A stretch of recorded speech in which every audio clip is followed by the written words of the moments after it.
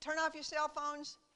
I'm about to instigate a $10 fine for cell phones. Off, not show them to me, but yeah. Wisdom Wednesday is supposed to be a really, I'm not a poet, and I know it, but this is the journey and responsibility of historical, personal poetry. And it's writing poems about Helen Keller's adult life by Jeannie Thompson. And from what I understand, she is very entertaining, very informative, and I would recommend it.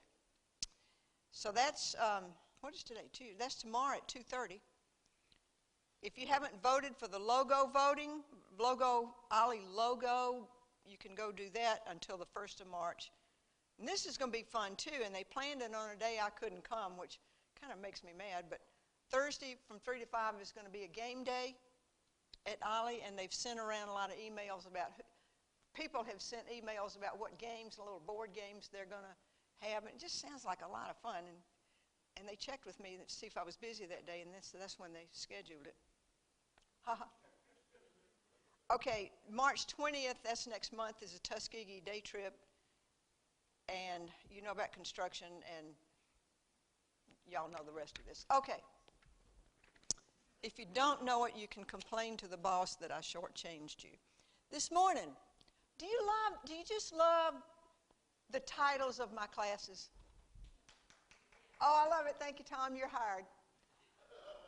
I needed somebody to do publicity. I read All Quiet on the Western Front from, of course, which I borrowed the title. And it was kind of depressing, of course, but it was interesting in that most things you read about World War I are going to be about France, U.S., or England. But this was written by a German about some, I think it was 5, not schoolboy, older school young men who went and joined the German army at one time. And it was about their experiences and what all happened to them. So I would recommend that book. Some of the other books I've read, some of that Private Seljuk, I don't even remember the title. It's a well-known short story, but I would recommend All Quiet on the Western Front. But this is not so quiet on the home front, and we're going to be talking about what was going on the home front while the war was going on. And I will tell you, there's so many of these things have dates, 15, 16, 17, 18. And I may very well get those dates confused. And if you know better, that's fine. You can tell me. I've been corrected before very often. And set that straight. But sometimes, too, I don't pay a lot of attention to dates. On the home front, we're going to talk about home front mail and food production. And then we're going to talk about some not-so-quiet things like the riots that went on and burned buildings and wreaked havoc, and of course the Zeppelins, the blimps. But first, let's see. First, right click. I did right click. I'll try left click. First, I don't know. Where's the on switch? Jack? This happens to nobody but me, I believe. It says on. Yeah, thank you, Sue. Okay. Okay. Thank you. First thing we're going to talk about is the mail. And if any of y'all have ever, I'm going to say, been to war, been to a conflict, or stayed home and have sent somebody to a conflict, mail is really important. And not so much now because, you know, guys at the war, he can pick up a phone and call home, or he can email home. Much different than was back here. It was just mail that they got to and from. And if you were sitting in that trench and you got a little piece of mail, whether it was a letter or a package, you were in hog heaven. You've heard from people. You know that somebody's thinking about you, and you know when you get finished with this war, and you hopefully are alive, you've survived it, that you've got a place to go back to people that care for you, the neighbors, the family. So for everybody, it was an excellent thing. The people at home, when they received a piece of mail from their soldier, they knew that at least at that time, he was still okay. And the GPO, the government post office, was the largest single employee in all of, here we go, in all of jolly old England. And I'm going to show you a picture here. Ah, okay. And y'all can, I'm going to kind of go through this, but 12.5 million letters left the Home Depot every week. Okay, you drop your letter in a little mailbox, and they'd come along and pick it up, put it on the train, and it would go to the Home Depot, which was the largest wooden structure in England.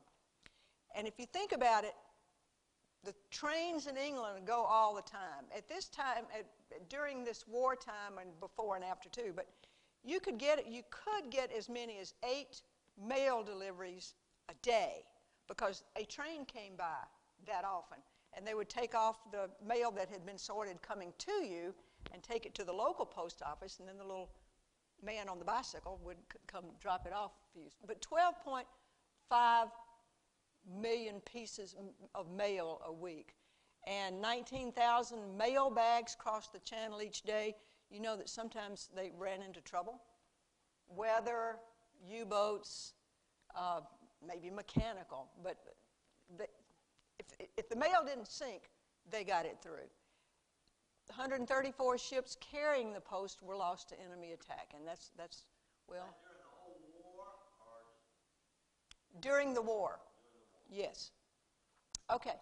Let's go back up here. When you dropped your mail to your soldier in the box and it got picked up, it would work its way down to the ports of Southampton and Folkestone. And then it would get on some ships and go to these ports, Calais, Boulogne, and Le Havre. And from there, it was train all the way. And there were guys working in the train to sort. Now, how did they find out where Battalion 6 was that week or that day? Every morning, Whitehall in London, which is, and I really laugh, I've seen Whitehall, and it looks like a great big old white, like it had been somebody's house at one time, but I'm sure they've done a lot to it since I was there. Whitehall was kind of their Pentagon, so to speak. But somebody from Whitehall would come to this Home Depot every day, every morning, and tell the postal people which units were where, if they had moved and where to, and the same for the naval vessels, where they were supposed to be at delivery time. All righty, here we go here. 550,000 mail sacks sent to France, Christmas 1917. They got complaints about that.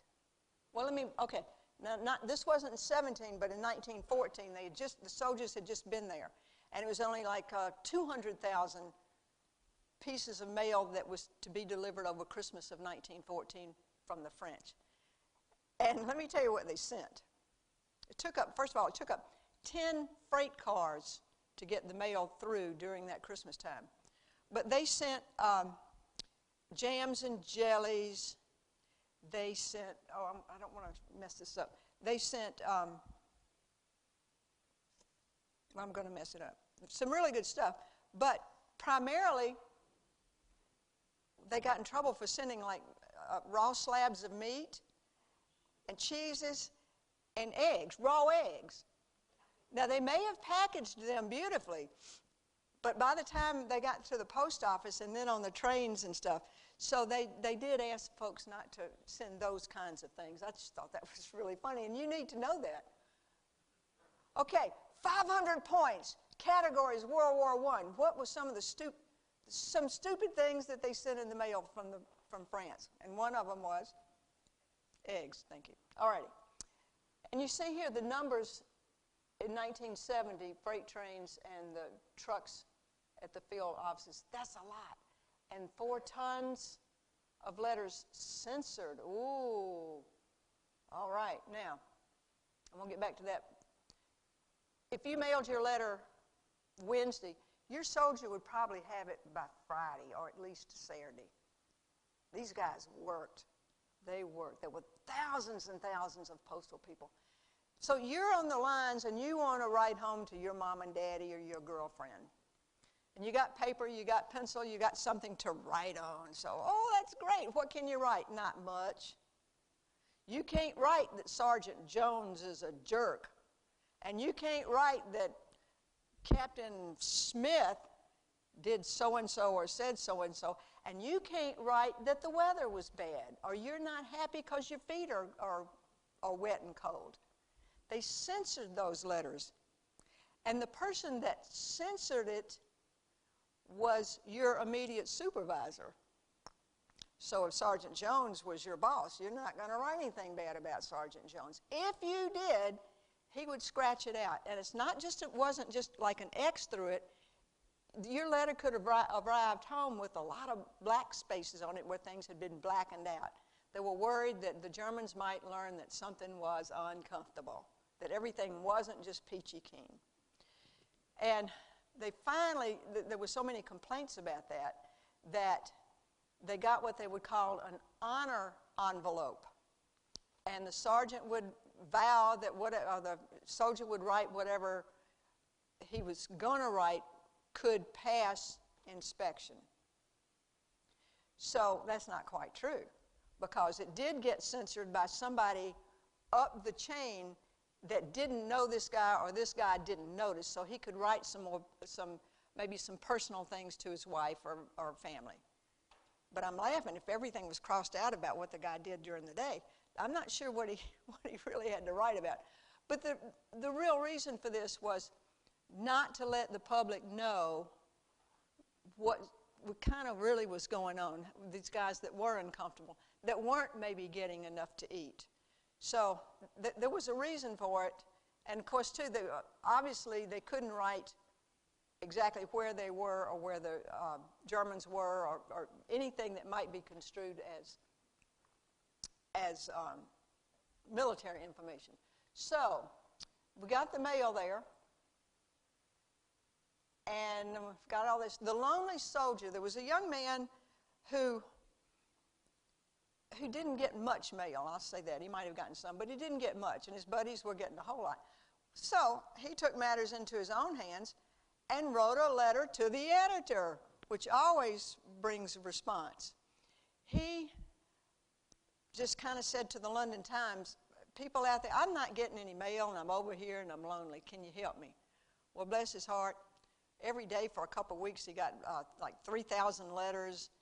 He got 98, on one day he got 98 big packages, and then he got 3 mail bags full of smaller packages. And I'm sure that kept up for a while anyway, but I'm sure too, having experienced that kind of thing, that some of these maybe little old ladies, whoever they were, in fact, some of these guys would send their addresses to their buddies. Okay, I'm a soldier in the trench, and I'm writing my girlfriend. And my girlfriend has girlfriends that don't have anybody to write.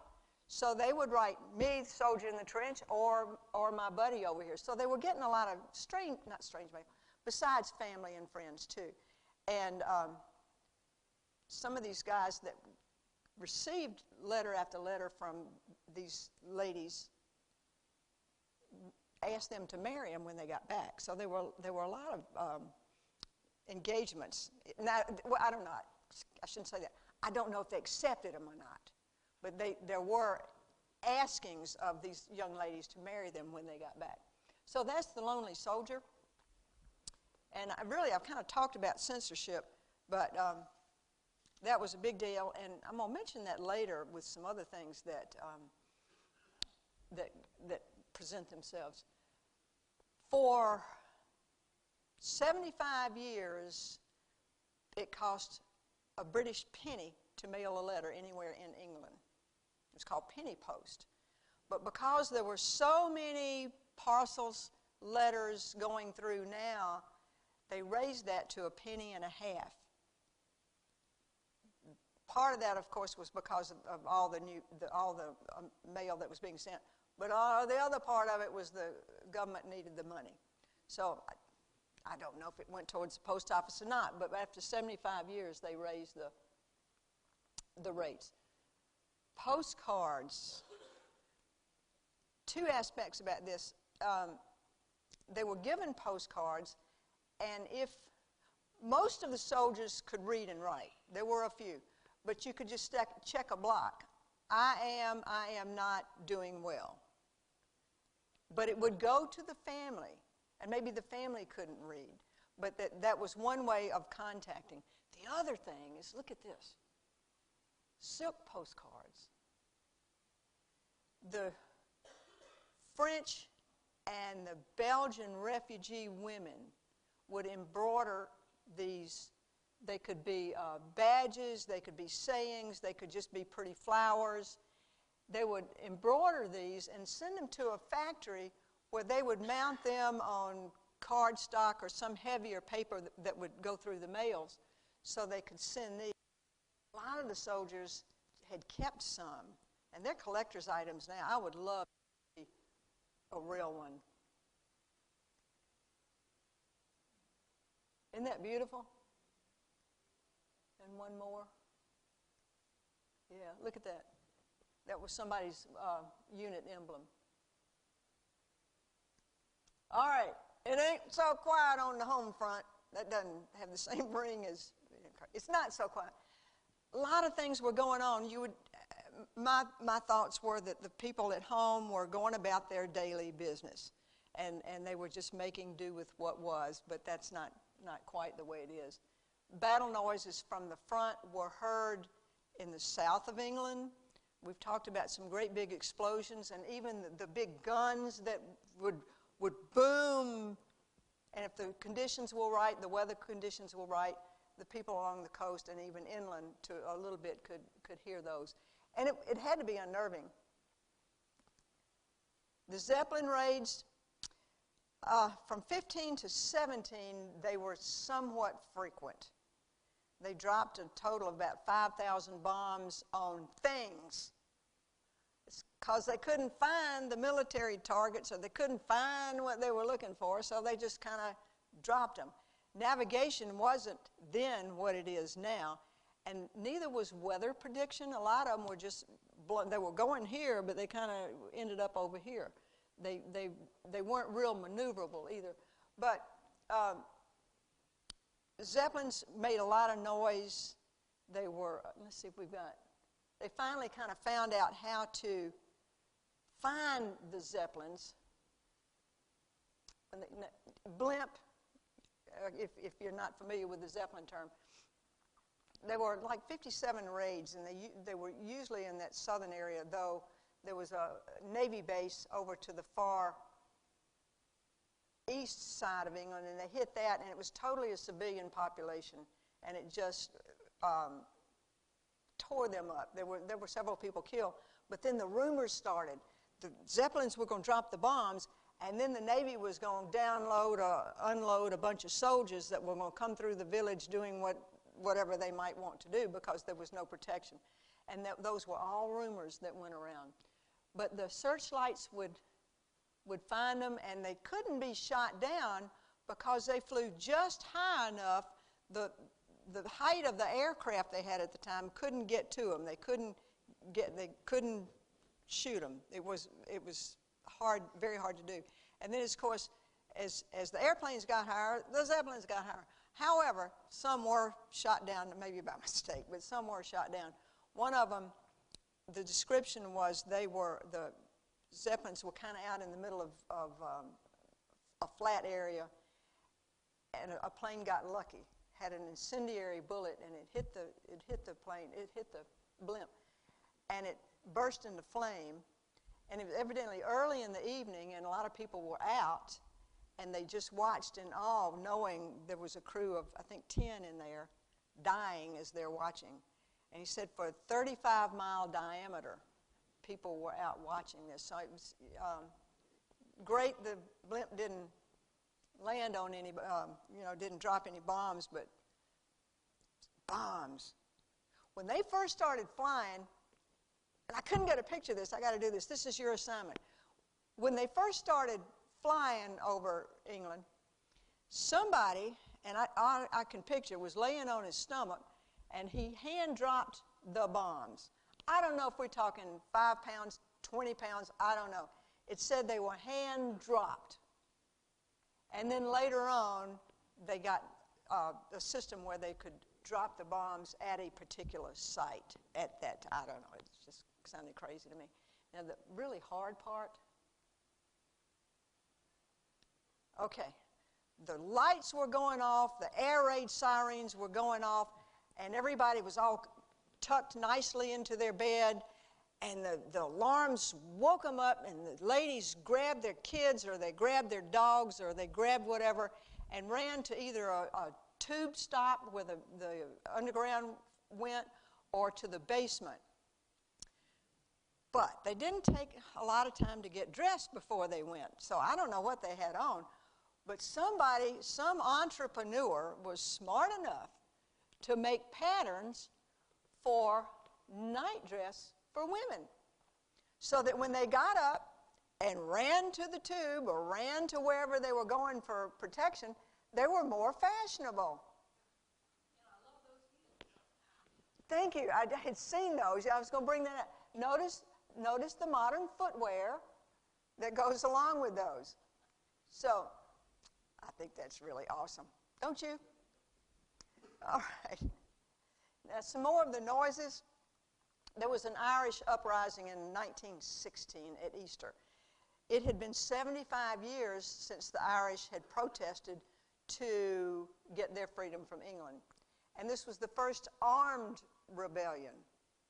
Armed or not, it didn't work, but they tried, because they thought England's going to be so taken up with fighting the war, they're just going to ignore us, and we can waltz right in there and get our freedom and become an independent country. It didn't work, but they did try.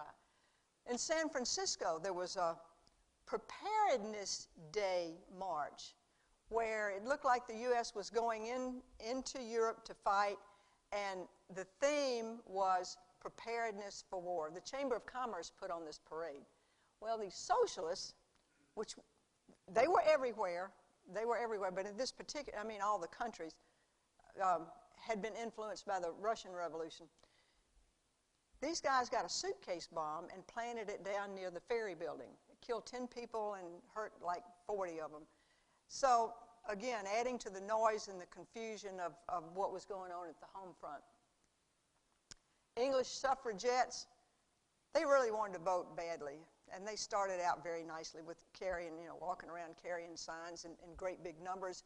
Look at me, let's get some newspaper coverage. We need to vote. We're very capable of voting, so give us the vote. Well, they didn't. So they turned to more violent means like burning down buildings or stomping on things that were in their way.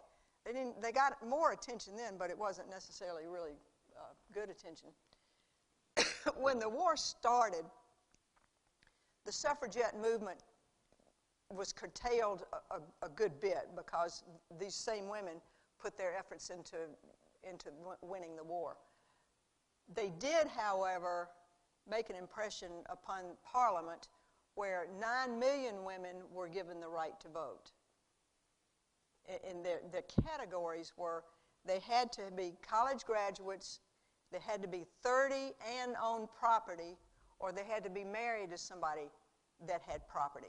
So it worked in a way. They got some kind of vote, and it wasn't until 28 or 29 that there was universal, in England, universal suffrage for women. The French jumped in there too.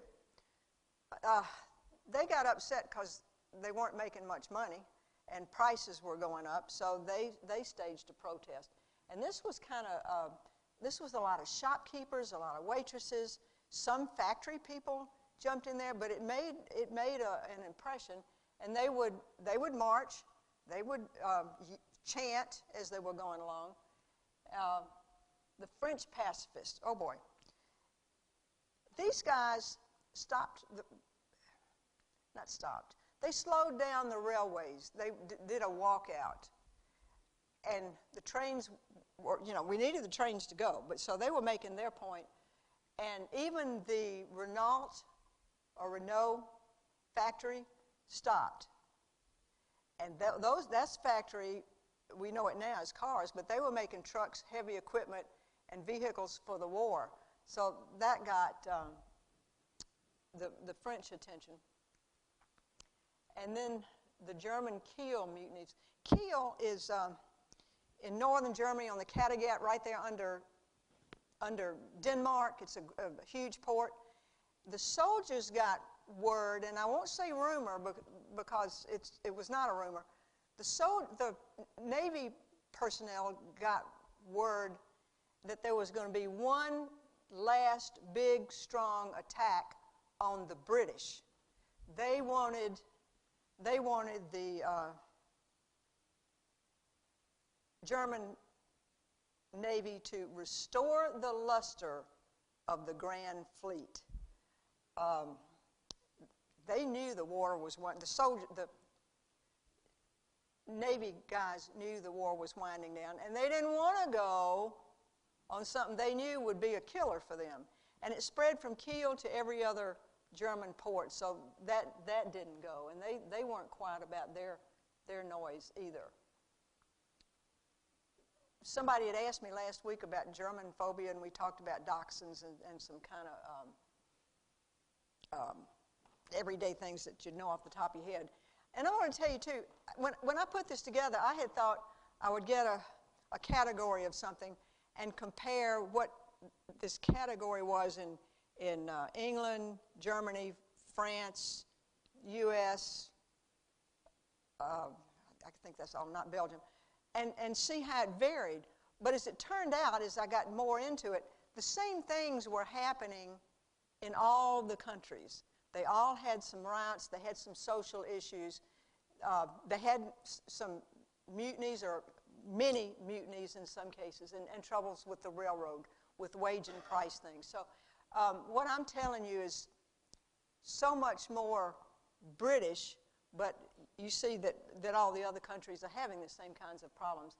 But in this Germanophobia, the Chicago Symphony director's name was Friedrich Stock.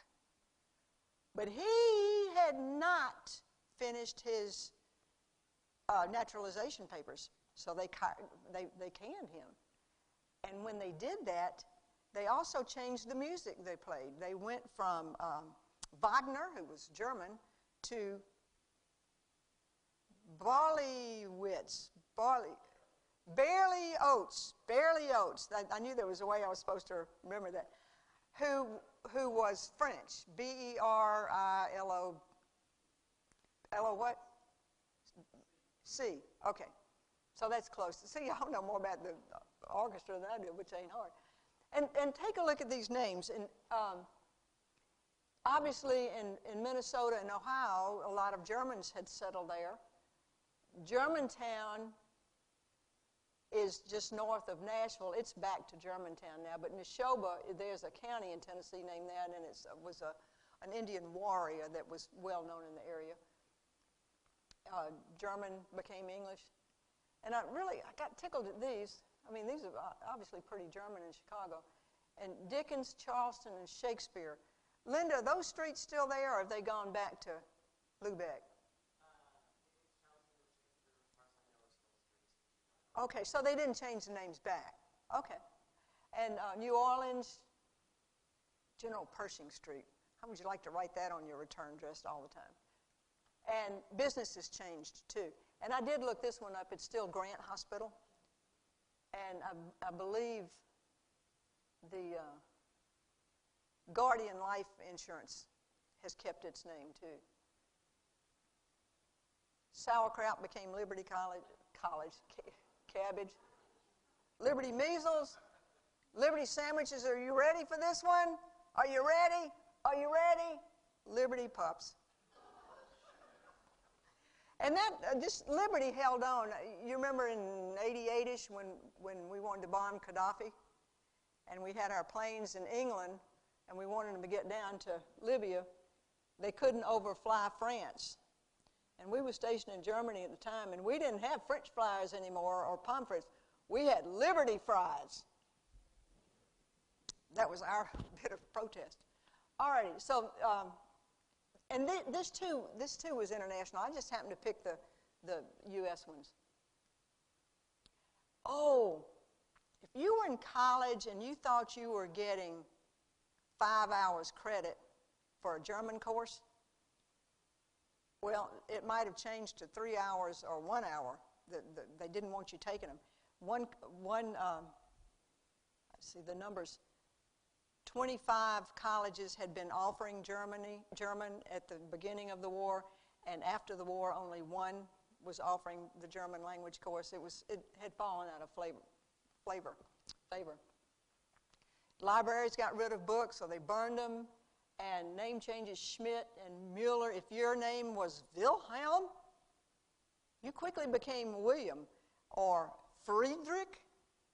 I don't know what they did with Lisa Loda. Maybe that just became Lisa. But people would change their names, and I kind of don't blame them. But now, this Alien Restrictions Act and Defense of the Realm Act, two big things I want to tell you about. There were many, many Germans that had been living in Germany since they were young, and they may not be young now. They had gone to school there, they had worked there, and the men, many of them, at the outbreak of this, were put in an internment camp. And their neighbors, you know, they had businesses. They spoke English without flaw, but they were originally German. So Nakalo was one of the largest ones, and they had like 75,000 men in it at one time. And they were open air, it's kind of like what you see of the old barracks buildings, open air. Your bed was next to his bed, and you had a locker. And there was nothing for them to do. Entertainment wasn't provided. So some of the men who had trades they could use, there was a shoemaker, and somebody would send him supplies, he would make shoes. So they made things to do, but nothing was there. They just wanted them interned. They did, after a while, when, two things. After the Lusitania, they rounded up even more men. And then they realized, you know, wait a minute, we've got some people in here that obviously don't belong, and the men that were above military age could go home. So some of that number lessened a bit. Food, and we've talked about food all these times I've been up here, with that cold winter of 16 and 17 where they ate turnips, and we're kind of glad to have them, but couldn't really stand the turnips, but that's what they had. During the, like 100 years prior to the war, when the Industrial Revolution started, and people were leaving the country, going into town, they would just leave their farms. The barns would get overgrown with ivy, or they would collapse because nobody was taking care of them. They would rot. The fields the same way. In fact, probably some of those fields even had trees on them because nobody had taken any care of the fields.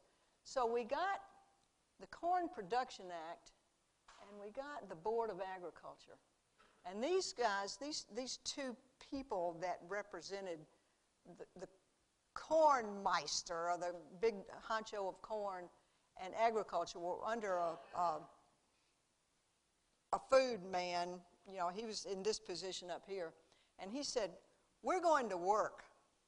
We're going to change things. We're going to feed people. And evidently, he knew how to get things done. He established a minimum wage for the men that were left and could work in the field. With the corn, he said, okay, the prices are going to be this high, and they're going to remain so for 5 years. And what that did, there were men that had farms that had cattle, but the beef prices and the dairy prices were so high that they weren't selling. So for them to kind of move from beef to corn or grain-type products and know that the price is going to remain steady for 5 years was a great incentive for them to get rid of, have steak for supper for a long time and maybe some chickens. But these guys did a lot of work. And they were smart enough to instigate, to have a local person to oversee what was going on. The government would give them help to transform these fields and get seed, get whatever they needed to start. And then if they didn't do what they were supposed to do, what they had agreed to do, then somebody else would take their spot. So they worked the land with the voluntary land army, which was women. There were like 16,000 women that said, oh yeah, I'll go work on your farm. But what this really tells you, this and stopping the suffragette movement to go to work, is that the women were in this war too, in this war also. They were willing, they came from all kinds of life. They came from the wealthy landowners down to what you'd call the peasants, the poor little working man, his wife or his daughters. They all went to work on these farms, and they did what needed doing. They learned how to drive a nail. They learned how to pick crops. They learned how to hoe. They learned whatever needed doing. And they were so excited because they got to learn how to drive a tractor. And they could see improvement. They could see that they could plow a straight row. And they even went to school, or if someone came to them and taught them how to take the tractor apart, but what parts were there, how to replace parts, how to do maintenance on tractors. They were wonderful.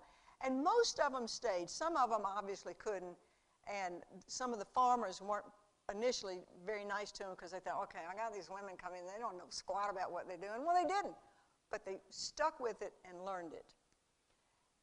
In addition to those ladies, prisoners of war were, after 1950 or during 1950, were being brought back to England, and they were put in barbed wire enclosures. And they got bored. So the idea came up for them to go to work on the fields. They sent initially, excuse me, they sent them with an armed guard, and they kind of liked being out and where they could get really good food. And some of them even became trustworthy enough to live on the farms, live and work, so they had kind of like, the farmer had like 24-hour help there with the POWs there. I didn't read about any trouble they had with any of them running off, but you know, to me that's kind of a deal. And you know, we did the same thing here in the States. We had POW camps here, and they went to work on farms. And there was one in Opelika, wasn't there? Or was that World War II? Two. Okay, anybody know about one? Okay, and maybe they did. And the Labor Corps, that was another thing started, and there were, I think, more of the Labor Corps people. Yeah, there were like 80,000 of these guys. And these were guys that had served at the front, but they weren't well enough to go back. They were better, but they could still work, so they put them to work on the farms. And they told them, you can come work on the farm, but if you goof up, you can go back to the front. So they did their work, and what was really nice about being outside and working was some of these guys had some kind of shell shock. And they, again, the work was good for them. They saw what they were accomplishing. They felt like they were useful, they were needed. And being outside and working cleared up their thinking, so to speak. It calmed them down. So this was really a great thing to help with food. The locals, the little old ladies, the retired people, the young people, the kids, didn't decide because King George told them to, go out and grab your spades and shovels and dig. And he said, the Kaiser has told you he wants you to starve to death. Well, these people couldn't stand the Kaiser, so they thought, the Kaiser said that, we're going to go to work. So they rolled up their sleeves and they went to work. There probably wasn't a place in England that didn't have something growing over it. George he didn't want geraniums. He said, take up your geraniums, and I want to see turnips and potatoes and cabbages growing there, and he did. They dug up parts of Hyde Park, as I've read somewhere. They dug up ball playing fields. They dug up backyards. Everybody had a garden.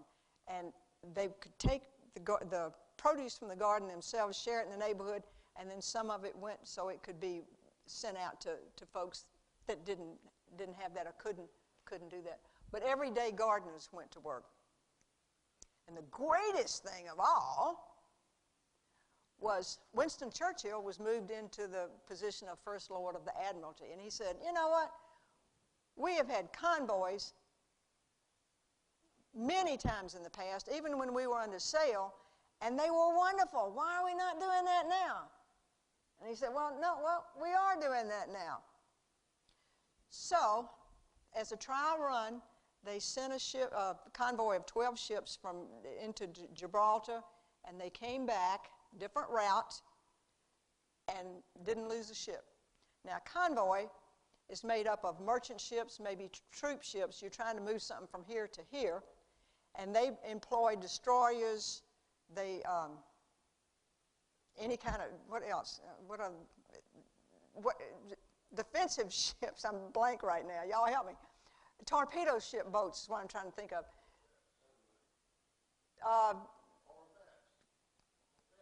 Corvettes? Okay, corvettes. Ooh, don't be smarter than me. It hurts my feelings. But they protected the convoy, and all of a sudden, all this grain was coming in, food was coming in, Purina horse feed was coming in.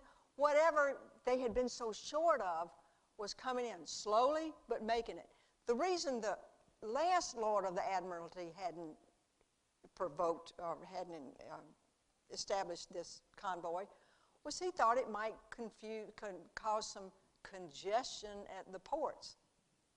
Well, yeah, but if you know the convoy is coming, you have the trains ready. You know they're going to come on this day. You have some trains ready to take stuff out. You have trucks there. You prepare. You know they're coming. You get the men to unload the ship, get it out of the way, move the next one in.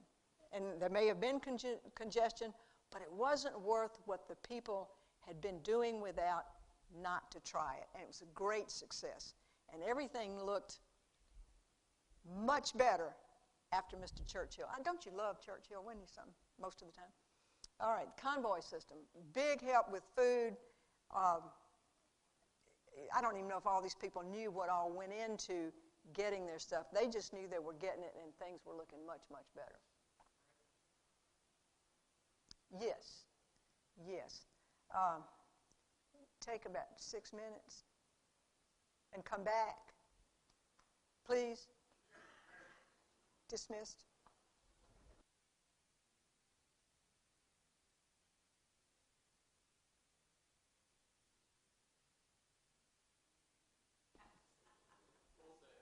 That was mean, wasn't it? Okay. I've got a couple of things that Linda and Dennis are going to throw in, and I forgot about this. This is on loan. It's that they shall not grow old. I think it was 90 minutes or so of the video that's coming around that you got to make reservations for. And I thought I would talk to Aliyah and see if we couldn't get a day at Sunny Slope, or 2 days, depending on how many of y'all would like to see this and show it. So I'll find out about that, and I'll send an email around when maybe have 2 or 3 days it shows, because I know everybody's not going to want to come when I come. But anyway, so that you'll have a chance to see this when it's not in, it'll be in the Ollie Theater. Linda, you had something to add.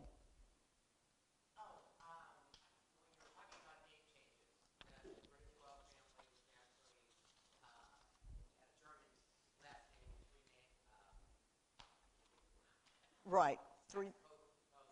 Saxon, Gotha. Yeah. Windsor, okay. That's quite true. Exactly. And why didn't I put that up there? Why didn't I put that up there? What good are you? Oh, I forgot that. I forgot that part. And Dennis, you had something too.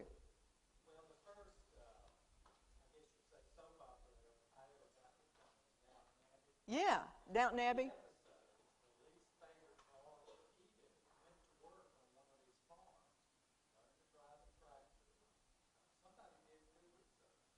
Wow.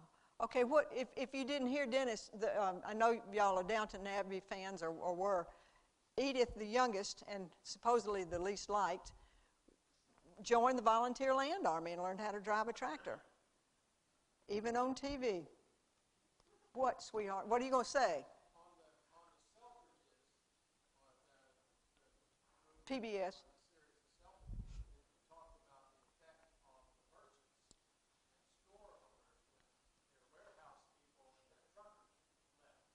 Okay, Selfridges, did y'all see that one too? Okay, and they had a lot of labor problems, not problems with people, but the men were leaving, and one of the things I remember about that, you know, the ladies all had long skirts on, and they were horrified. People were horrified because they would bind the bottoms of the skirts, kind of slit them a little bit so they could walk, and they didn't have pants, but they would make the skirts so that they would be tied around the legs with a slit so they could walk better and pick things up. Thank you. See, you're worth every penny. The video I'm going to show you here, well, I should say dime. I raised it, didn't I? The video I'm going to show you here encapsulates what I've told you this morning and what I've told you before, different things. It's not a particularly happy video, but it presents the facts, and it's certainly informative. The first subject is mostly families. Well, it is families. And they're showing these men happily marching off to war. They're in formation. They've got their suits on, their little hats on, and the women are cheering them. They're standing by the rail cars as they're pulling out. They're packed with men, and they're just waving, and they've got their little hats and gloves on, and everything's just as happy as it can be. And the posters, the propaganda posters, had said the women should encourage the men to go. And propaganda posters. If I digress, these weren't just posters. The governments, U.S., France, and Britain, hired very fine artists to create these posters and then printed them. And they were everywhere. They were on buses that went by. They were on the street lights. They would be on those. They'd be on the sides of the trains. They'd be in store windows. They'd be in the stores. They were everywhere. And you know, if you see it enough, you're going to believe it. But the subjects were rationing food. They were joining the military. There were, we need vet services. We need this. We need that. And they saw it, and it was effective. Dennis?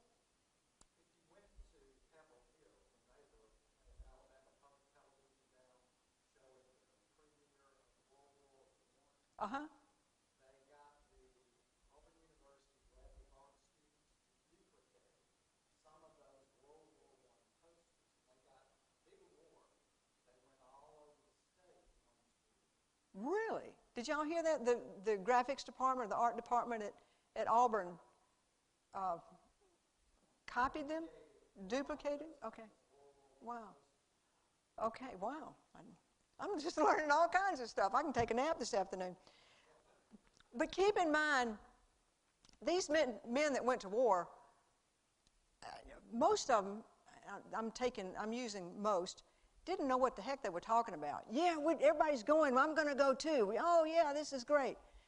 They didn't think about what was going to meet them. The wives didn't think about, okay, I got my guy on the train. Now I'm going back home, and I don't have anybody to help with the children. My money that I run my household in very likely has lessened because you don't have the breadwinner, and he's only earning possibly a bit less or a lot less than what he would be doing. So they don't realize in this particular part of the movie what's in store for them. And their children, when it got so common, when your neighbors, your friends got the telegram, there was nobody to come home. There was nobody that would come home. So they would get these messages, and then what? They couldn't have a funeral. Everybody so many people had experienced the same thing, so you couldn't complain, you couldn't whine, you couldn't cry. Well, you could cry, but at home. Sometimes it was never spoken to other people that they had gotten this telegram, and the children were expected to follow suit. So they held their emotions often, not all the time, and this was not, you know, an absolute 100% thing. But I read it several times where it was so commonplace, they just hid it. Another aspect of the men leaving, they had what they called pals regiments, where, hey, we've got a nice-sized town here. Let's all join up together. We'll serve together over here, and we'll fight together. They didn't think about, we're going to be buried together. A regiment in a town called Accrington had 700 sign up for a PALS regiment. They had been there a couple of weeks, maybe a few months, and they went in. They were first into some battle. 235 of them were killed, 350 wounded, and this is within 20 minutes. So, things they're not thinking. The second one, the suffragettes, notice they're wearing pants. They're going to be talking about the women working in the munitions factory. And when they did that, I think that's next, yeah. When they did that, they wore wooden clogs and no hairpins or jewelry because they didn't want sparks to blow up. The women working in the munitions factory had been suffragettes, and they'll talk about that, and then they'll lead into the factory thing. And one thing that just gave me chills, the movie talks about the women getting grit in their eyes, and it might have been grit, but very likely it was metal filings, those little bitty pieces of metal that had been shaved off, kind of going through the air. The ladies, and they'll tell you this too, the ladies turned yellow. They called them canaries, and sometimes their hair turned green. They will talk about an explosion, and the biggest explosion was at a factory called Chilwell, Chilwell, where 134 people were killed, 250 injured, and they just put them in, not the injured ones, but the dead ones they put in a mass grave and put a little monument over it. It never got put into the newspaper. We talked about censoring. It never got put into the newspaper. They didn't want the Germans to even know the munitions plant was there. So, any questions? I don't know that you're going to enjoy this movie, but you will certainly learn a whole lot. Okay, got that. Goodbye, wipe the tear, baby dear, from your eye. Though we can't do part, I know, I'll be even the next to go, don't try. By March 1915, over 1.5 million British men had rushed to sign Is that loud enough? so there was hardly a family that didn't have someone away fighting.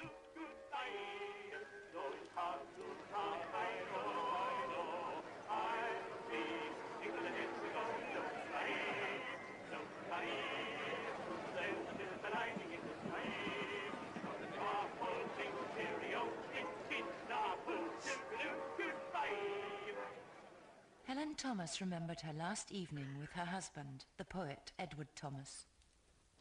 I sit and stare stupidly at his luggage by the wall. He takes out his compass and explains it to me, but I cannot see.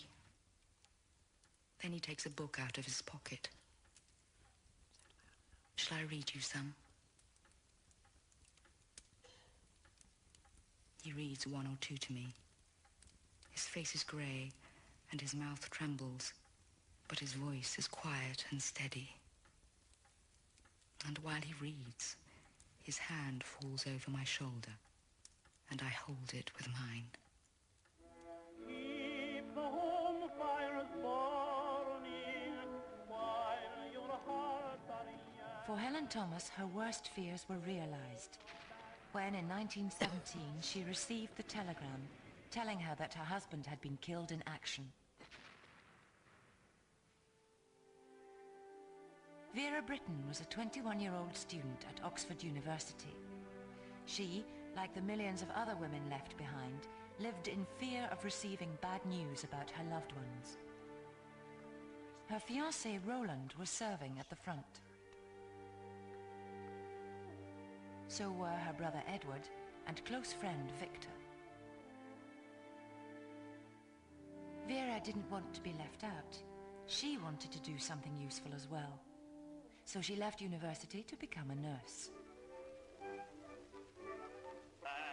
In a surgical ward, I had told Roland, the nurses hardly occupy the silent-footed gliding role which they always do in storybooks. The mixture of gramophones and people shouting or groaning after an operation relieves you of the necessity of being quiet. They were blaring blatant gramophones, though the men found them consoling, perhaps because they subdued more sinister noises.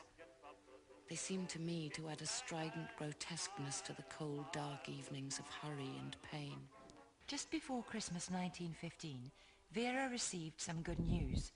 It was a note from Roland saying he'd be home on leave. 2 days later, the phone rang. Believing that I was at last to hear the voice for which I had been waiting, I dashed joyously into the corridor. But the message was not from Roland. It was not to say that he had arrived home that morning, but to tell me that he had died of wounds on December 23rd.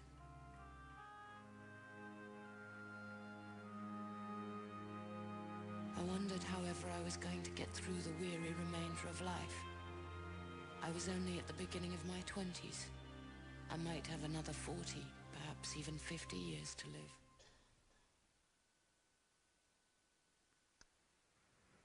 Her friend Victor was the next to die. Vera prayed that her brother Edward would survive. But in the final year of the war, he was killed as well. By the end of the war, nearly every family in Britain had lost someone.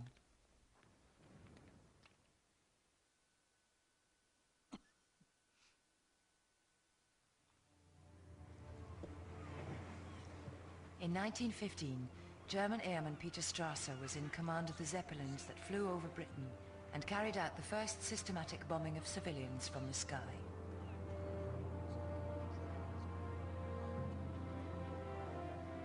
A soldier cannot function without the factory worker, the farmers, and all the other providers behind them. Nowadays, there is no such animal as a non-combatant. One of their favorite targets was the Royal Arsenal at Woolwich, where they made shells and bullets. Gabrielle West worked at Woolwich. A few weeks ago, we heard distant guns in the middle of the night. We looked up, and there was the Zepp, so low you could see the cars hanging underneath. My word, we did scoot. There was tremendous din of firing, and a great smell of smoke, and things began to patter on the roof. I thought I was dead that time. We, who strike the enemy where his heart beats, have been slandered as baby killers and murderers of women. What we do is repugnant to us too, but necessary. Very necessary.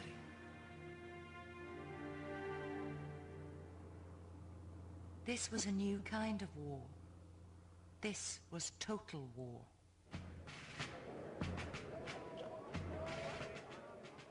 It meant that soldiers and civilians were all involved. The workers in the factories were as important as the soldiers in the trenches, and everyone was exposed to the bombs. Zeppelin raids killed or injured nearly 2,000 civilians. Britain was no longer a safe place for ordinary people.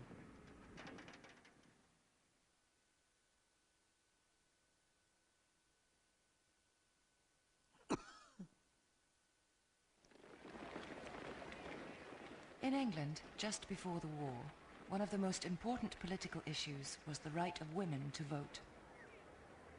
It was the suffragettes who led the fight. First, they tried peaceful protest. But when this didn't work, they turned to violence, burning down and bombing buildings.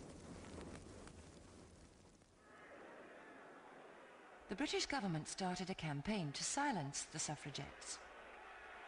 They were sent to jail and forced to endure all the humiliation of prison life.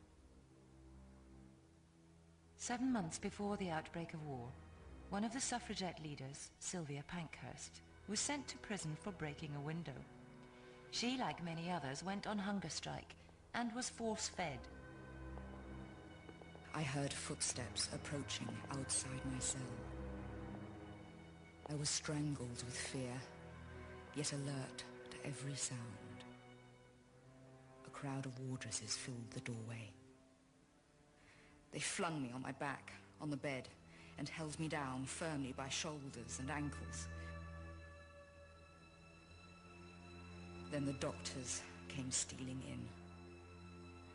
A metal instrument pressed against my gums, cutting the flesh. They were trying to get a tube down my throat. I braced myself to resist that terrible pain. They got it down, I suppose, though I was unconscious of anything then, save a mad revolt of struggling.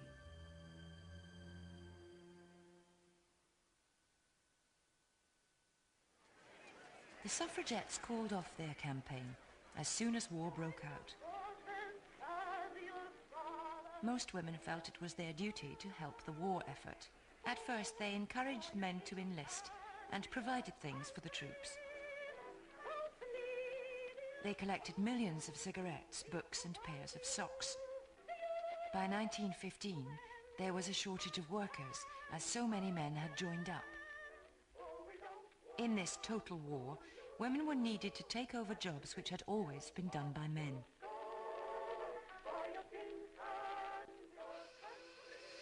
Of all the professions women took over, one of the most important was shell making.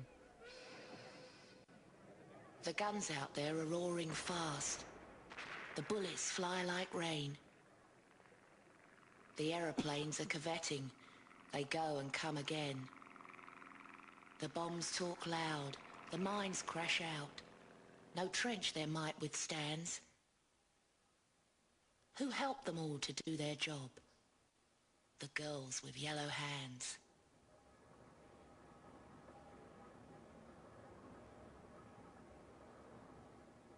In Britain, 1 million women went to work in the munitions factories, like the Woolwich Arsenal.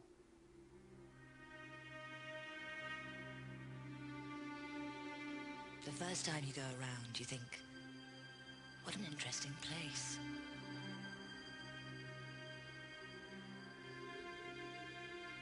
Then the evil smell becomes more noticeable. The particles of acid land on your face and make you nearly mad, feeling like pins and needles.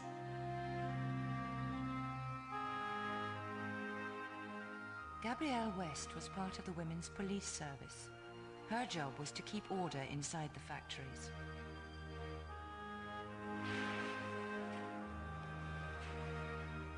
The fumes often mean 16 or 18 casualties a night. You're blind and speechless by the time you escape.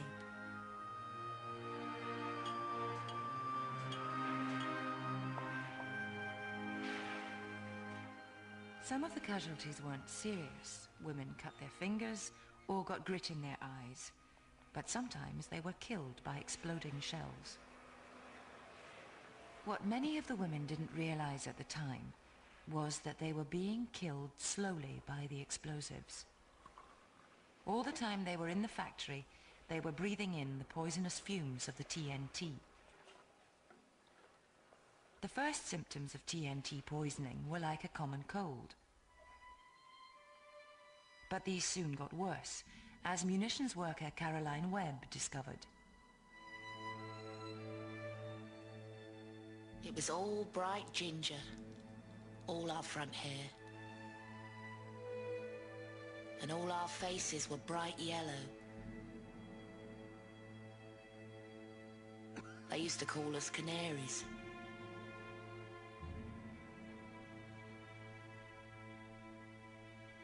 This doctor, he was looking at us girls one day and he'd say, half you girls will never have babies.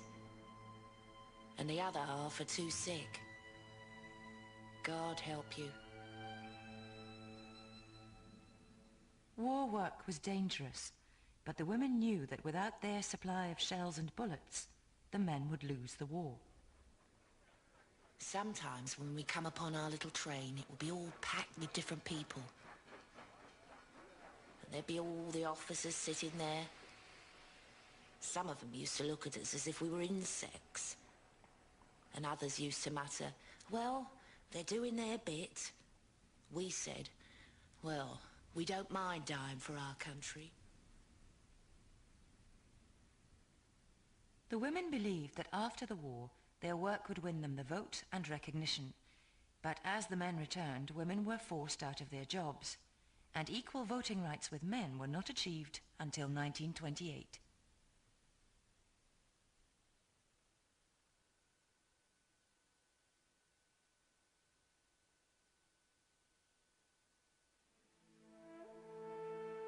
Everyone was now a target.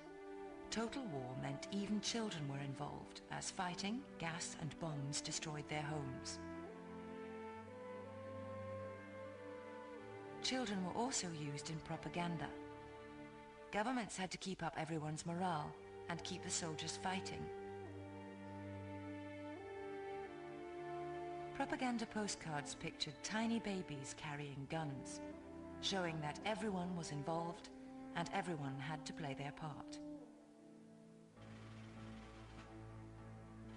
Workers in munitions factories were urged on by these new words to an old nursery rhyme. This is the house that Jack built. This is the bomb that fell on the house that Jack built. This is the Hun that dropped the bomb that fell on the house that Jack built. This is the gun that killed the Hun that dropped the bomb that fell on the house that Jack built.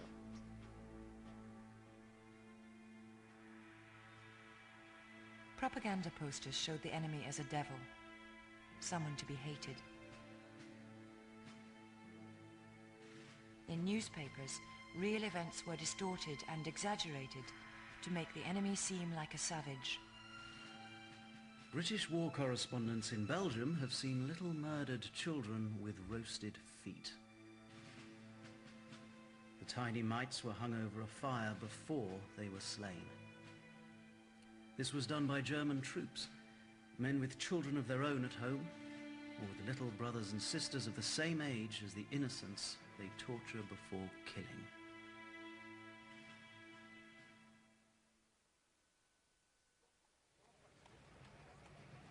On July 1st, 1916, the Battle of the Somme began. It was the single worst day in British military history. There were over 46,000 British casualties and over 19,000 soldiers were killed. The British government carefully controlled how the newspapers reported the battle. They weren't so successful at controlling the new medium, film. The world's first war documentary gave people a much more realistic and shocking view of the war. People saw this silent film at the cinema. Music played as they watched. People were stunned by the images from the Somme. Some of them had been staged, but most were real. As the film showed the soldiers going over the top, the music stopped playing. And the audience could see the soldiers being killed.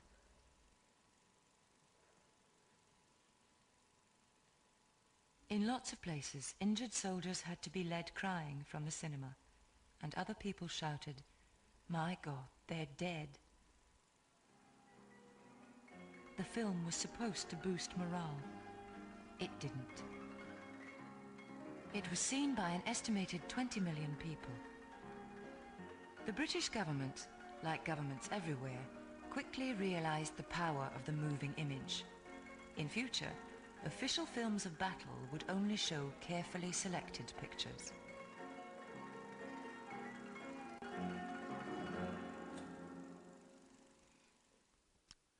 What do you think?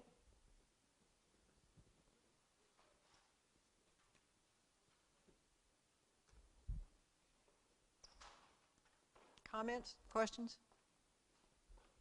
The brutality they mentioned with Germans coming into Belgium was a horrible time. You know, the rumors, I don't know what's true. You read different things and you get different stories. And all I can say is I know for sure, not having been there, but I know for sure a lot of things happened. Men get caught up in war, women get caught up in war, and they do things that they wouldn't ordinarily do. Or they won't stop something they ordinarily would have stopped. It's just, I hate to say, it's kind of part of war. There were a lot of orphanages that had additions made onto them or just sprang up. And the old concept of orphanages was well at work. They too would be in bays. They'd have their bed and maybe something that they could keep personal things in. But they had the same little uniform. It would go to the cleaners in the week. It would come back, and maybe you'd get the right size, maybe you wouldn't. One story I read was the little boy who never was called by his name. He was number 7, and his name was number 7. The women that ran this thing generally had the thought process that these are just little scoundrels off the street. Well, that wasn't true. Their parents very likely, very possibly, or one parent could have just been killed in some horrific explosion. And maybe the child was there, but then they were herded off. There was no one to take care of this child, so they were herded off to this orphanage. This number 7 wrote that they had to sleep straight. They couldn't bring their knees up. If they did, the matron on duty had a cane, and she would beat the child. Now, those are the horror parts of it. I'm sure there are good sides. You know, people, not since Paul Harvey is gone, do we hear the good side of stories? I'm sure there were a lot of children that went in there that went to school and they learned things and came out beautifully. Medical, and let's see, I'm not going to get these numbers right, but on the front there was a doctor for every 350 soldiers, I think. When they came back to England, by the time you got out into the countryside, way in the countryside, it was a doctor per every 5,000 people. The doctors were gone. And of course, somewhere in between it was different. Parents couldn't afford to take their children to the doctor, so they relied on gypsy-type things. If you make a mash of onion and you mash it up, cook it a little bit, it'll cure sore throats. I wish that worked. It didn't, but they would try it. A lot of children, so many children died of diphtheria, fevers, because they were in one room in the house. These are the out in the country people. The children were all in one bed, so they would pass things from one child to the other. Okay. I will see y'all back here. I do. To end on a happy note, the Lusitania will be here next week. So you need to come and see the semi-real Lusitania. And the title of next week's lesson is A Tale of Two Ships. Excuse me, Mr. Dickens. Y'all have a nice week.